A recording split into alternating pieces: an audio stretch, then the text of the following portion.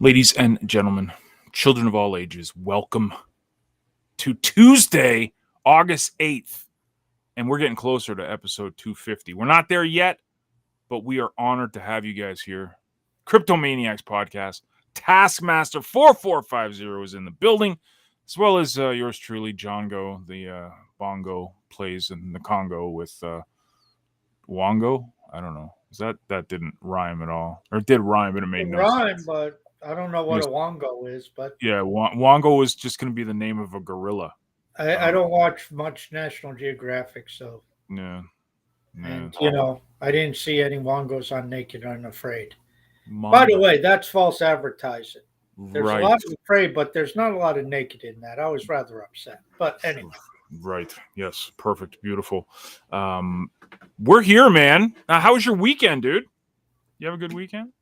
Yes, it was good. It was very good. Just did the usual stuff and worked on Leo Glossary and was on threads and did the usual thing. I was in the hospital, so that was fun. Yeah, what were you in the hospital for? Oh well, I completely blew my knee out. I Yeah, did, yeah, a nice little trip and fall, and I'm not the lightest guy in the world, so when all my weight goes on one knee, things happen that shouldn't. Things bend the way they shouldn't bend, and I told you you did not know how to do ballet, and I, you did not listen to me. I think you were trying to prove that you are agile like a ballerina, and yeah. Well, let's say my ballerina career is over. My ballet career is done. well, I still am Finished. waiting. I have all the threads prepared. We're still waiting on the pics of you in a tutu. I, anything could be photoshopped these days or AI'd, right? It's not even photoshopped anymore. It's AI'd. John Go in a pink tutu. Yeah, Create. there's the goal. 50 Leo to whoever creates it. Yeah, don't take them up on that offer, guys. But hello to everyone. Best start, Eric. Wealth West is in the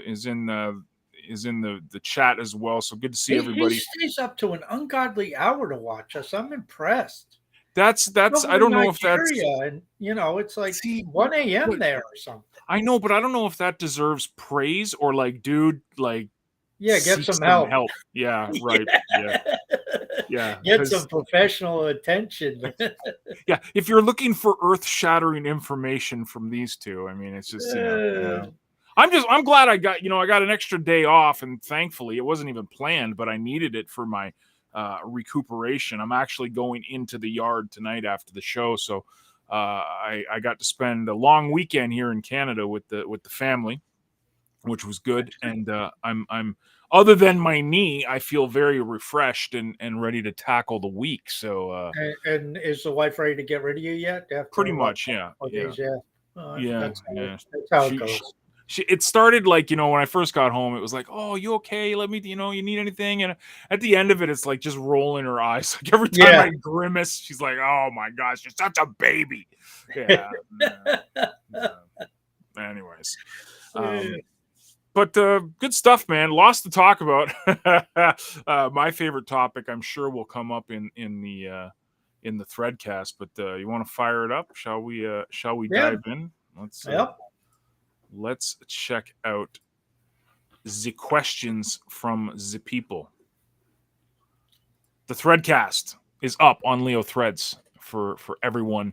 I haven't refreshed in a minute, so we have 12 questions, but let's see. Oh, we still have 12. So unless the cache isn't working, because sometimes it doesn't always work, but we'll check throughout the night. But some good questions, some questions that will not be answered in a second or less. So we'll take our time. We'll have some fun. We'll get through everyone's questions here. Your concerns and questions about the wonderful world of cryptocurrency. First question's up from Manny Photos, friend of the show. Did you see the new business adopting Hive and HBD in Cuba? EnviosPixels.com. I did not. Were you aware of this? No, Manny, send us either send me or Django or drop it in threads and uh, uh, tag us. some information on it. Love For hearing sure. about it, without a Yeah, doubt. I'm fascinated with things like this when I hear it, because we heard from El Mundo and Jon Snow before in Venezuela, and how they're doing all this stuff in Sucre. Now we're hearing this stuff from Manny in Cuba. It's remarkable that everyone seems to scream that they want decentralization, they want Web3, they want real use case, yada yada yada. But you see, like, Hive is like boots on the ground type crypto, man. Um, I love Well, seeing yeah, it. because we don't have publicity shots of, oh, I'm going to go to Venezuela or Cuba or Nigeria, and we're going to bring crypto to them, and then take a few publicity shots, and then I leave because I'm Charles Hoskinson, or I'm Right. Yeah. um, well, Jack Dorsey or whatever. Um, these are people who live there, who just take the technology, take the resources, and run with them. Personally, I mean, I know where you stand on this, Jungo. So, Manny, just adopt PayPal.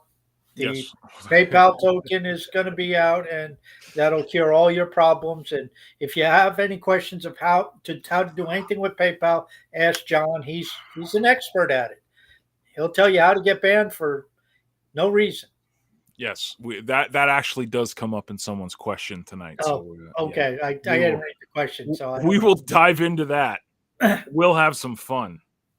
And if everyone didn't read my lovely post, a word of caution yesterday, that's probably you just need to briefly look over that, and you'll see where I'm going to go with my opinion of the whole PayPal stuff. But I digress. If you've listened to the show for the last 2.5 years, you should know where You it's should going. know. Yeah, yeah. The shocker would have been like, "Oh, I'm so excited about it," right? Like that would have been more newsworthy than. Let's just put it this way: MetaMask ranks higher than PayPal to Like, Jungle. sadly, it does. But you like, could you combine two worst things in my life? Ethereum and PayPal.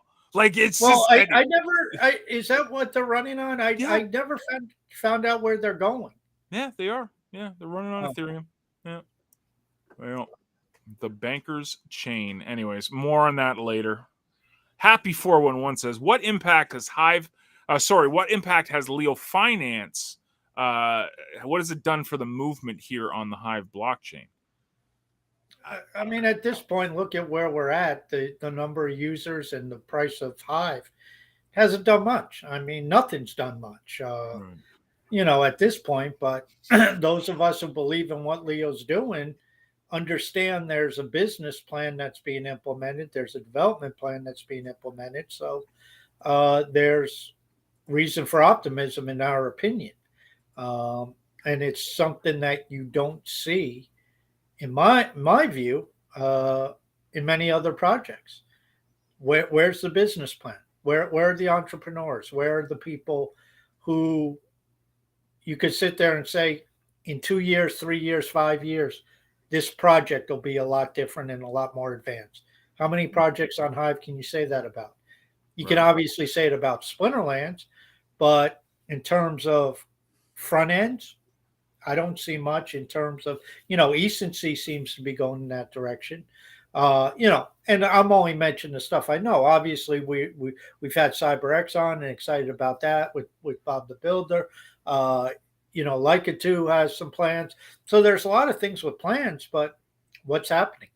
Right. And that's where those of us with Leo, we tend to know what's happening because there's a weekly AMA.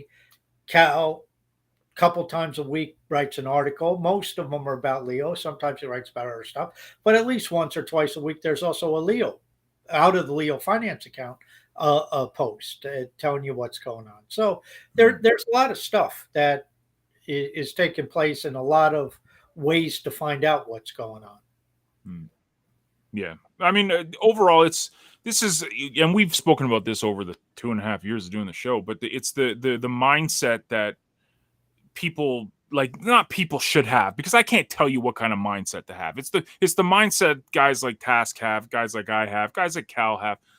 It's this long-term game plan. So what you do is you kind of add up, you look at the track record, you look at the performance over time, And you don't go, oh, what's the price of it now? Like, what's the amount of users we have now? It's look at what's happening, what's being built, and then that's where I judge how the movement has helped or hindered Hive. And for me, Leo has just checked off all the boxes.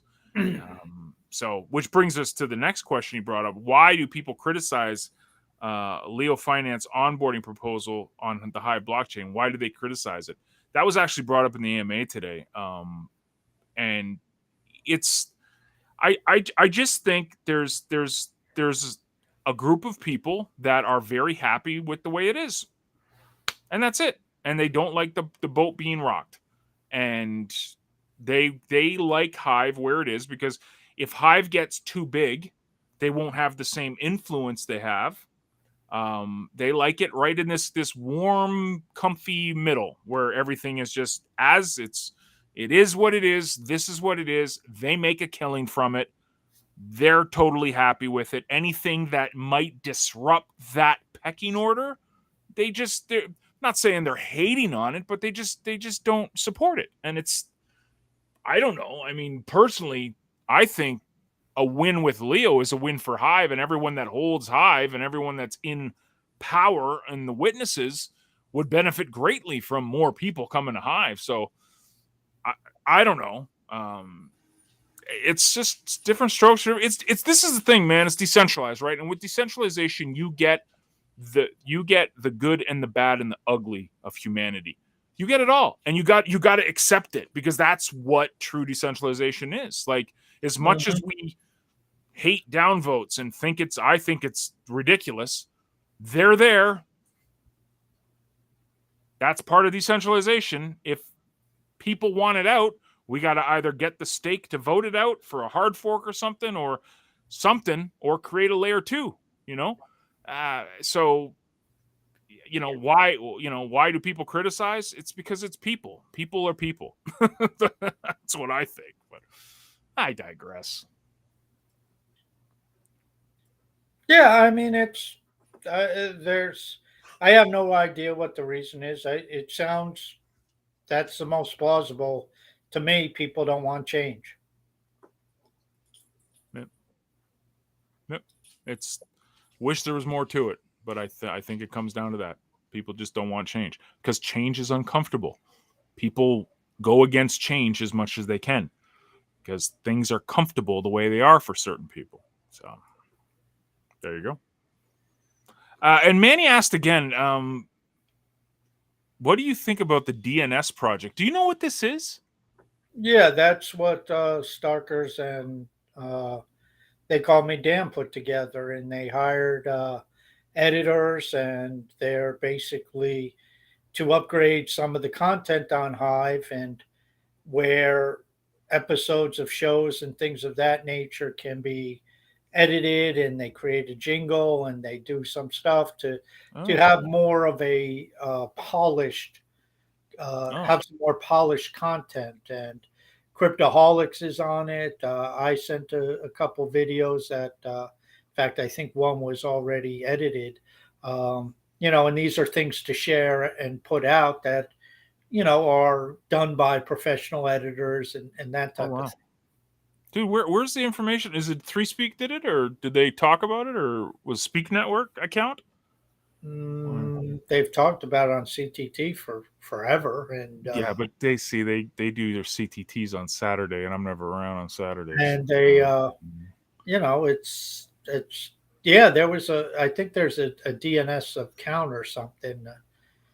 I don't know where the information is. It's just been talked about and dropped here and there.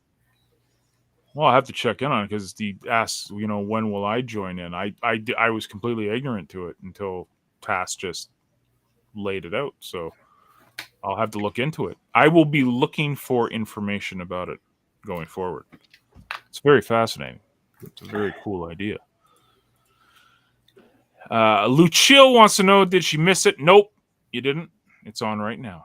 Tokenized Society, friend of the show, watching live in Vim as well. Hello, Maniacs. Here we go. Ready, Task? You ready? You sitting down for it? Here we go. What are your thoughts on the brand new PYUSD. I bet John can't wait to jump in that one. Well, I mean, Yeah. it's leaving PayPal aside. This is the first of what's going to be many. Uh, this is not. This is the first major financial institution in the United States to publicly say they're bringing out their own stable coin. Right. They're not going to be the last. And I don't want to go into too much because this is actually going to be the my post for tomorrow. But what you have is you have a situation where these are the, how shall I say, competitors for CBDCs. And what you're going to get, in my opinion, the future is when in Rome, whatever the rest of the saying is, be like Right. Romans. And so I think what's going to happen is if you're on PayPal, if you're on their network, which John and I are not, but if you are one on their network, this is an opportunity for you. If you are on, I don't know, give me another name, John. You Stripe. know, Stripe. Yeah. You know, you will use their token. Maybe some of the social media, maybe Google at some point brings it out. Maybe Amazon brings something out. And what's going to happen is these tokens will be utilized on their networks, just like on the Hive network, HBD is utilized here. Now, with that goes all the risks we're well aware of. And I've been saying, not your keys, not your account, because this is the new norm. As you know, John found out he got whacked with his PayPal account. That's worse than getting whacked with your social media account. But what if that PayPal account had 100,000 different tokens in it? Because PayPal is actually now, I guess you could say, effectively an exchange, because you'll be able to go to fiat to the USD token to whatever 4 or 5 cryptos they have.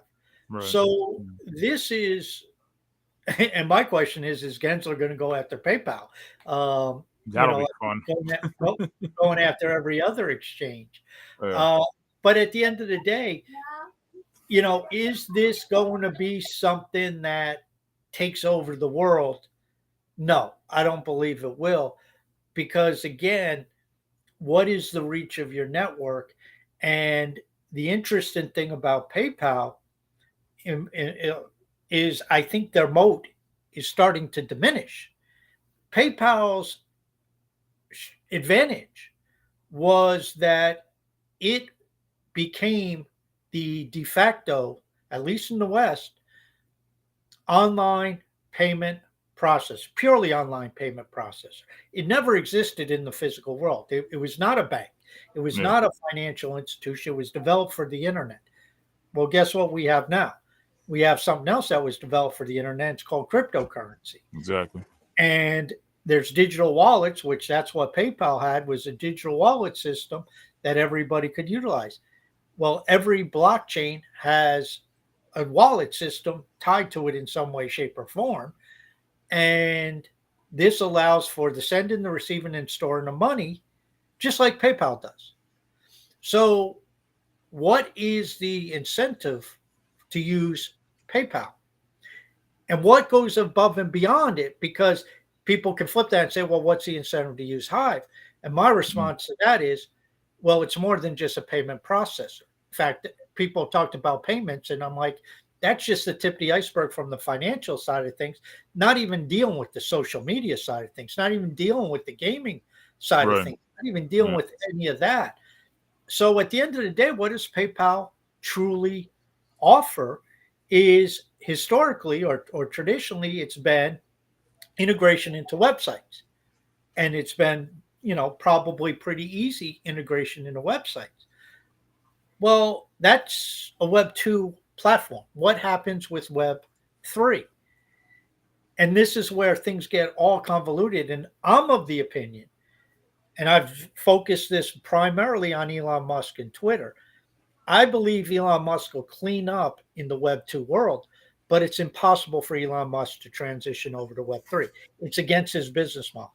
And I believe Right. it's the same thing for PayPal. And I think PayPal's in even worse shape than Twitter because it doesn't have anything else. So who cares? If all of a sudden Elon develops digital wallets for Twitter, which I believe he's going to do at some point, what does that do to PayPal? It's like, Um, okay, log in with your Twitter account and accept payment through Twitter or deal with PayPal. What do you think people will do? It's like, well, I'm on Twitter, 250, 300 million people on Twitter.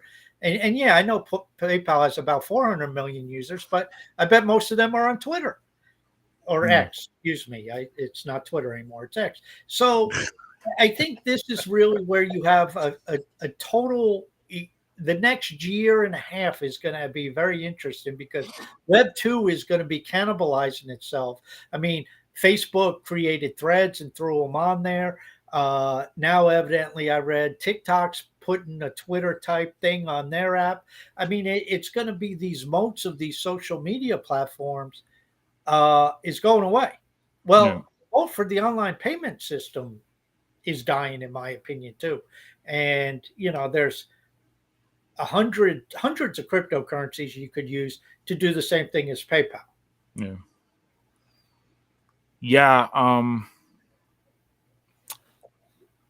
I just say read my post. That's what my thought is. Uh, I get it. I get why people are so gaga over it, and oh, this is going to lead to the bull run, and the No, it's not. No, it's You know what I mean? Like that's like when I hear that stuff, I've been hearing this stuff for years. These big, huge new like Visa is going to start accepting crypto. Like, oh, we can, well, bull and run's coming. PayPal made news, 6 months ago when they took their first foray into. Right? Yeah, and they started. You could use It's it. like this, Yeah, this news yeah, will be will be dead in a week, yeah. and nobody will remember it. So, the biggest thing is, and I wrote an article this morning. The big advantage over HBD over PayPal, actually over every other stable coin I can see, is counterparty risk. And Right. that's exactly what John Go experienced. You get involved with PayPal, I listed about 4 counterparty risks, and there may be more. And that's the problem with the financial system. You have counterparty risks that you know about, and then there's counterparty risks you don't even know Yeah, about. yeah, So, it's like this coin is being backed by treasuries. Well, anybody who knows about when you buy a treasury, when you buy a stock, you don't have the certificate. Somebody else does. There's entities that actually hold this. Not even your brokerage account gets a certificate. So who has that? Will they give it to you? I mean, right. is it really yours? Possession's 9/10 of law, as they say. That's a counterparty risk. And there's all kinds of counterparty risks with this deal, both overt and maybe ones we don't know about. And that's the problem. What's the counterparty risk with Hive? The blockchain. The nodes Yeah, don't run. But of course, it only takes one person to run one witness node and one API server, and you can access your stuff. And by the way, there's plenty of wallet systems. The Steam at Fork software, yeah, which has the wallet built in. And now they're bringing out Clive or Chive or whatever the name of it is that Block Trades and his people are working on, which is a desktop wallet, open source, so anybody will be able to fork it. Uh, you know, so you can have access to all your stuff. That's the counterparty risk. A lot different than a PayPal, a lot different than a JP Morgan, a lot different than all these other financial institutions. there you go. Tokenize has another question. He's got a couple actually, but he says, "What happened to the Hive bonds idea? Wasn't someone working on that? Would it still be relevant to Hive nowadays?" Well, high bonds is was the idea of taking and trying to create pristine collateral, which the financial world needs. And basically, it takes it to get that to work. Ideally, tokenize. It requires time vaults. People need to have the ability to go and take their HBD and lock it up for a year, because then you can, at the base layer, lock it up for a year and create a bond off that, which then provides liquidity to the HBD that's locked up, but you have an exact date. You know the parameters of the interest. You know the when the HBD went in and when the bond was started, and you know the duration of the bond. And then if you set up an exchange, you can swap those, you can collateralize those, you can use them as financial tools to create even more systems. But again, we need really you need if you want it at the base layer to again eliminate the counterparty risk. This could be built at layer two. The problem is you'd have to go through an application, and that's counterparty risk. So if you have time vaults at the base layer of the blockchain, people can lock it up for a year, 2 years, 3 years, and get a little bit better interest rate the longer they lock the money up. And then you can create a bond off that, and then that can be a tradable or collateralized asset. There you go. Tokenize. Another question. I read a post earlier today where someone was making a correlation between the increase in HBD interest and the decrease in Hive price. One of their points was that the 20% looks like a scam and keeps investors away. What are your thoughts? You know, there's all kinds of theories like that. We've been at these levels even before Hive HBD paid 20%. So no, I think at the end of the day, yeah, people won't believe the 20%, but I guarantee you most people don't know about it. Very few people outside of Hive know about Hive. They don't know about HBD. They don't know about the correlation between HBD and Hive.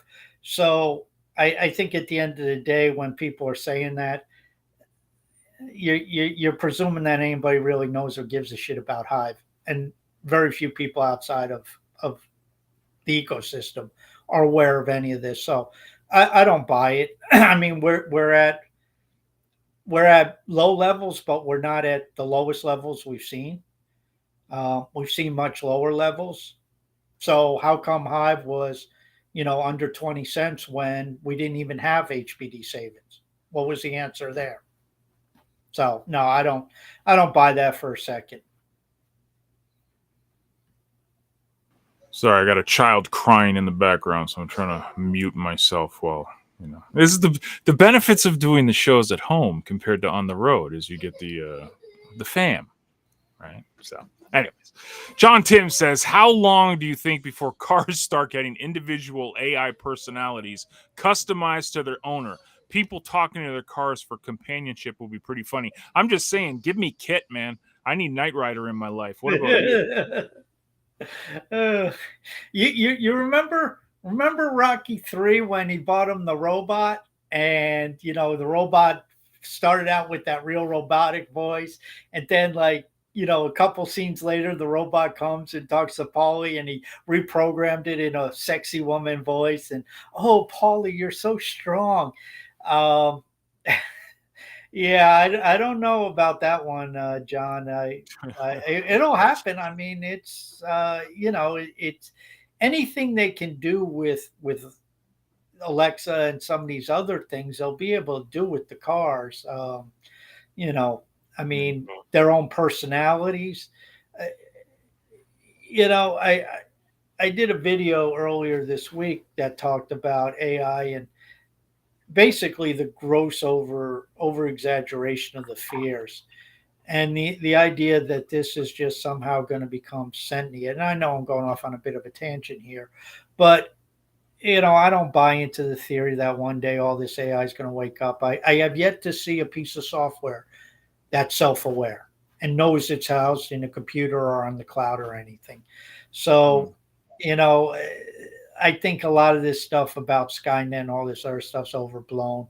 But autonomous vehicles are going to be part of our lives at some point. I would say probably part of this decade, but in this decade, we saw the advancements of Chat GPT. Yes, I understand it's really just search. It's glorified search, but the speed and the way it processes information and the NLP to assimilate it in a language we can understand, That's pretty incredible. And then you look, I just keep watching the Hollywood strikes, and I just keep laughing because I know damn well there's software be out there, and it's being trained to write scripts, and it's trained to take. There's other software trained to take scripts and to convert them to images. So Mm, these people fighting, we want more pay to write these TV shows and these movies. It's like, are you people kidding? You're going to be out of a job in 5 years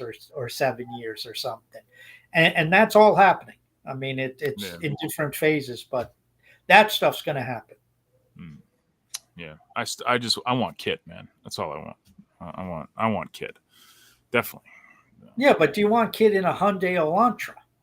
No, but not in, what was it, a Thunderbird or something? He Yeah? had a Firebird. Yeah, that was a Firebird. Firebird, I believe, Yeah. or Yeah. I know. Trans Am, one of Yeah. those two. Right. Yeah. Yeah. John Timms, was Leo Threads around during the last NFL season? Can't remember. Curious what kind of threads will be when the Well, NFL is here. It wasn't it, here. it No. it was, but it was on the old UI. It started in August of last year, Oh, but it was on the old UI. It was not on the new UI, which came out I think in February, and then a couple months later went into beta. right. So it certainly did not have the capabilities that this UI has, and I'm hoping the NFL fans, John, step Yeah. up, just like the football fan, the soccer fans have stepped up with EPL. I mean, I think threadcasts for every Sunday should be a norm. I Yeah. think I think there's enough people who like enough different teams that you can have some interesting conversations, and football is probably the most popular sport in North America, or at Oh, least in the United oh, States and Canada. for sure it is. Um, Without a doubt. Dude, do you see so the numbers? Like the Hall of Fame game had more viewers than the NBA fine playoffs or something, the Stanley Cup finals. It was crazy. The Hall of Fame game, where you're basically going to maybe see the starters for a snap, yeah, maybe a snap if you're lucky. yeah, Yeah, the NFL is a machine, man. it it, So, it well, an interesting thing about the NBA, you remember Michael Jordan and the Utah Jazz and his shot to beat the Utah Jazz. oh yeah, yeah, The market share of the NBA Finals from that game to, I'm not sure if it was this year or last year, I forget which one, but I saw a report on this. The NBA Finals viewership is down 70% from that era, Michael Jordan, mm, to today. I mean, 70% loss of viewership for your finals. In that same time, and people say, well, think that's the MFL, the Super Bowl, went from like 50 million people to now it's like the last one was like 120 million or something. right, yeah, It exploded. And, of course, there's a lot more people in the country today than in the United States than there were 20 years ago. Granted, these viewers can be outside the U.S., but I mean that just shows you the direction of the two leagues. right. So yes, Yeah. hopefully, John, that you NFL fans step up, start threading about it, do threadcasts, post pics of your favorite player. I mean, just go haywire with it because that's what Yeah. it's for. Oh yeah, for sure. No, I plan on it. Best start. Good evening, guys. Question about reblogging a post. Is there any benefit for me to reblog someone's posts? I see a few people who reblog a lot of posts, so I was just curious. No direct benefit other than some social capital, man. Yeah, Basically, it's a social capital. Like, you're tipping your hat to someone who created some good piece of content and you want to share it with your followers. But no, there's no direct benefit monetarily for you. But yeah, it's yeah, and I know what you mean. Like sometimes you just see people just reblogging. That's all they do. Reblog like 20 posts in a row, and that always seemed very odd to me on the Twitter space and all that stuff. Like just retweeting things all the time. Like I don't know. Like, I get it. If there was something I really liked, I would repost. Like, buddy of mine just released he's a musical artist. He just released his new single. He has a YouTube video that he released yesterday night.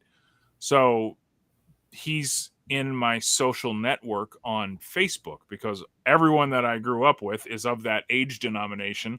They don't really mess with any other social media. They're just on Facebook. So I reposted it on my Facebook wall to support him. But that's the first time I've reposted anything on my Facebook wall forever because I don't do it. I will reblog things every now and again on Hive, but it's few and far in between. I try to save it for real important posts and stuff that I really think adds value. So there you go. That's it. Yeah, cool, good. John Timms. With proposal 269 passing, will Leo ad revenue sharing be active before the new onboarding happens? I think it's important for retention for it to occur before. You only get one chance to make a first impression. I would love to see that. I think they really need to work on the bugs too.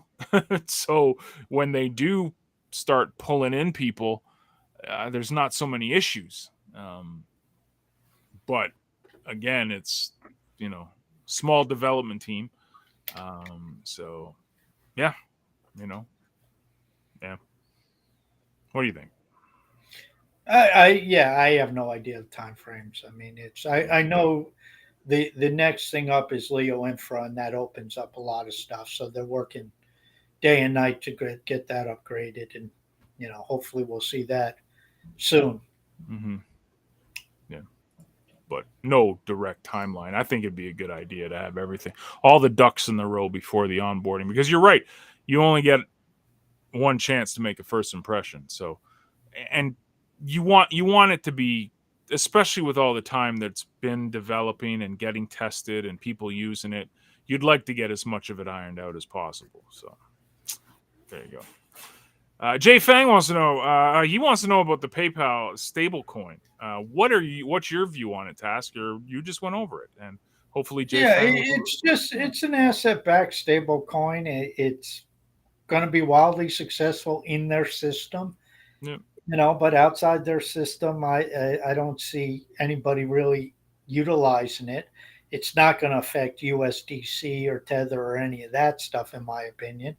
And if you want to ask about the viability, long-term viability of PayPal, I think blockchain, cryptocurrency, and a host of other things are making the waters very, very crowded. So their standard of being the digital wallet for the internet is going away. Mm-hmm. Yep. Good point. I'm not a fan, but I know it will be big because PayPal does things big. And finally, I think that's it. I'll refresh here just to double check. Yeah. Yep. Finally, Jay Fang wants to know, what do you think about the bots in games like Splinterlands? They have been releasing a lot of anti-bot measures lately.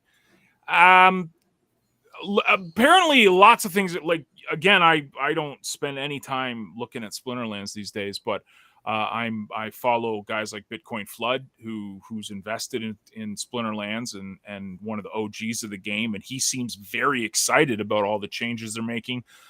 Land is apparently getting launched here in the next week or so.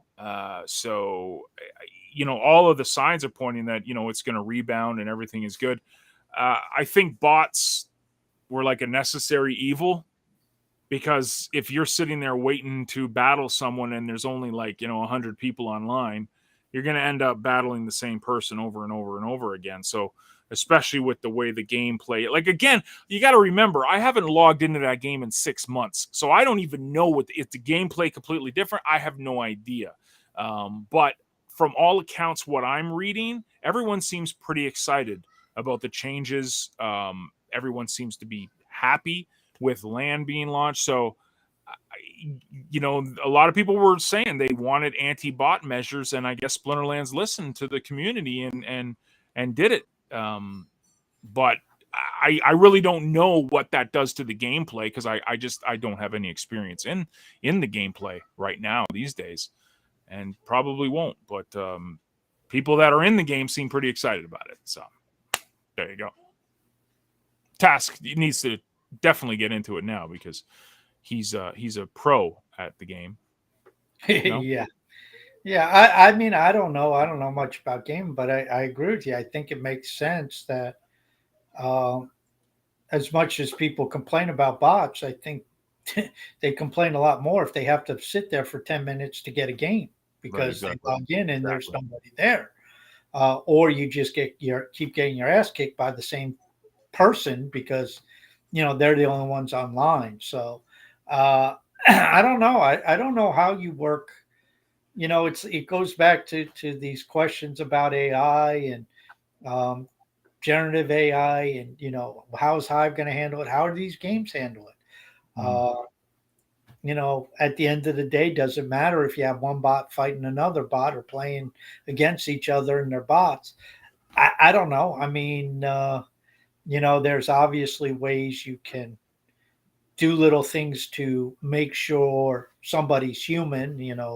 You guys with some of your projects, John, you had to click a button, but the button always kept moving around. Right, so there was no way to bot that, because, the button would be the bottom left of your screen, then the bottom top right, and top right again, then bottom left. I mean, it just bounced around. Right. So, I think these are questions, bigger questions that have to be answered by individual communities. And I guess, like you said, John, the Splinterlands community said we don't want the bots, so they're oblige. Yeah. Just reading in Vim here, iJats just wanted to add this about the PayPal stablecoin. They've read that the smart contract has a freeze account command, and PayPal is deleting all clients' comments about it. Of course they are. That's what, and no one different, because that's what they did to my account. They literally, this is 2017. I got the email. Your account is shut down. It's without recourse. You have no options. Have a good day. Yeah. Why? You broke our terms. What did I break? I've been using it for 17 years. What? You just broke our terms. Can you please let me know a little bit more about? No, you broke our terms. That's it. Have a good day. That's what these companies can do. So it never surprised me at all that the code would be in the Ethereum, what they're writing it on, that they could freeze the account and delete it. Of course they can. That's PayPal's MO.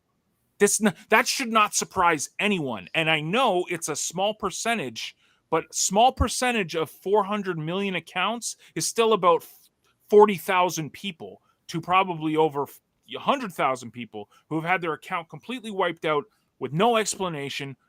PayPal just decided one day, we're not in business with you anymore. Have a good life. And you agree to it when you sign up for their terms of service. It says it in there. You have to agree to our acceptable use policy. In that acceptable use policy, there's a little piece that says we can change this policy whenever we want. You agree to that. I agreed to that. So as much as pissed off as I was and how much they've ruined my life, and just I signed up for it. So anyone, this is why I said the title for my blog post yesterday was a word of caution. I get it. PayPal, it's going to be huge. It's going to be massive. Lots of people are going to use it. But rest assured that you have zero control over that account and those tokens in your PayPal wallet. Never will you have. I mean, I've written for a year and a half. I've written for longer than this. It's been, I don't know, maybe 4 years I've been writing about this topic. It's one thing when you get your social media account zapped. It's another thing when that account or a account is tied to money. And what happens if you bought a little bit of Bitcoin 2 years ago and the price of Bitcoin goes from 15,000 or whatever it was, 6 months ago to 100,000. And all of a sudden you have, let's say 15, 20,000 in Bitcoin, and you wake up one day and you got in your email, sorry, you broke our terms of service. How do you get your Bitcoin out of there? Because it's on their platform, and I guarantee you don't have the keys to it. Absolutely. So it's again, you talk about HBD, and everybody talks about the return. What are you, fucking stupid? What good is the return if you lose all your money?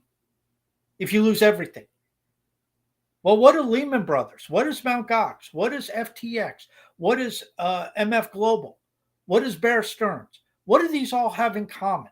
Silicon Valley Bank. These are all financial institutions that were insolvent and went under.